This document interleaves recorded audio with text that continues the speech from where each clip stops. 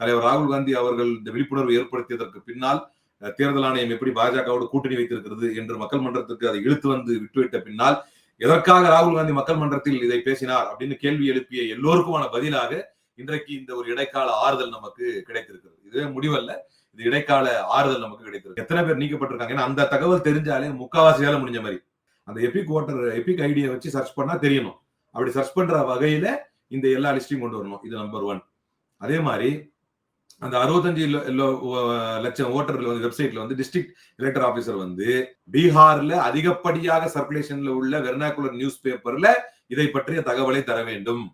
இதை வந்து public awareness கொடுக்கணும், இதை பத்தி பொதுமக்கள்கிட்ட கொண்டு போய் சேர்க்கணும், அதை வந்து ரேடியோ சேனல்லையும் டிவிலையும் பிராட்காஸ்ட் பண்ணணும்.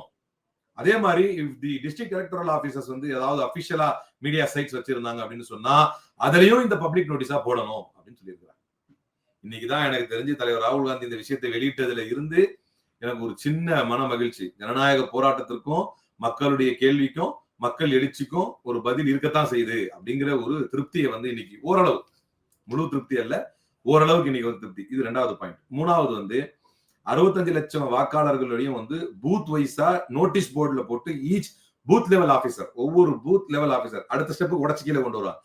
மொத்தமா போடுறது ஒண்ணு, ஒவ்வொரு பூத் லெவல் ஆபீசரும் அவங்க பிளாக் டெவலப்மெண்ட்ல அல்லது வந்து பஞ்சாயத்துல யார் யாருடைய பேர் விடுபட்டு இருக்குது அப்படின்னு சொல்வதன் மூலமாக மேனுவலாக அவர்கள் ஆக்சஸ் செய்ய முடியணும். அவங்களுடைய பூத் லெவல்ல போட்டு ஒட்டி வச்சிருந்தா அங்க போய் அவங்க படிச்சு பாத்துக்கலாம், என் பேர் எங்கெல்லாம் விடுபட்டு இருக்கோ, என் பேரும் விடுபட்டு இருக்கா, ஓகே.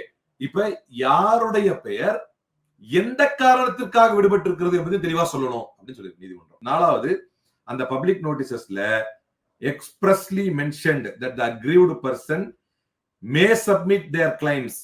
ஆதார் கார்டுடைய காப்பியோட தங்களுடைய கிளைம்ஸ சப்மிட் பண்ணலாம் அப்படிங்கிற அறிவிப்போட அந்த பப்ளிக் நோட்டீஸ் இருக்கணும். அதான் இங்க ஹைலைட். அதாவது என்கிட்ட ஆதார் கார்டு இருக்கு, பிளஸ் இந்த காரணத்திற்காக என் பேர் நீக்கப்பட்டிருக்குது, இதனால திருப்பி சேர்த்துக்கங்க அப்படின்னு நீங்க கொடுத்தீங்கன்னா நாங்க வாங்கிக்குவோம் அப்படின்ற ஒரு அறிவிப்போட நீங்க போடணும். ரொம்ப முக்கியமானது இதுதான். 5வது, ஸ்டேட் எலெக்ஷன் ஆபீசர்ஸ் என்ன பண்ணணும், அவங்களுக்கும் வந்து ஒரு சாஃப்ட் காப்பி யார் யாரெல்லாம் வந்து இந்த மாதிரி லிஸ்ட்ல இல்ல, நாட் டிராஃப்ட்ல இல்லாத பேரு அப்படிங்கறத சீஃப் எலெக்டோரல் ஆபீசர், பீகாருடைய சீஃப் எலெக்டோரல் ஆபீசர் வெப்சைட்லயும் இருக்கணும். 6வது அதுதான், இது வந்து எபிக் அந்த நம்பரை போட்டு கரெக்டா ஃபாலோ பண்ணா சர்ச்சபிளா இருக்கணும் அப்படிங்கிறதையும் 6 விதமான ஜனநாயகத்தை பாதுகாக்கும் பணியில் தலைவர் ராகுல் காந்தியின் வழியில் ஒரு சின்ன இளைப்பாறுதலை இன்றைக்கு நீதிமன்றம் கொடுத்திருக்கு.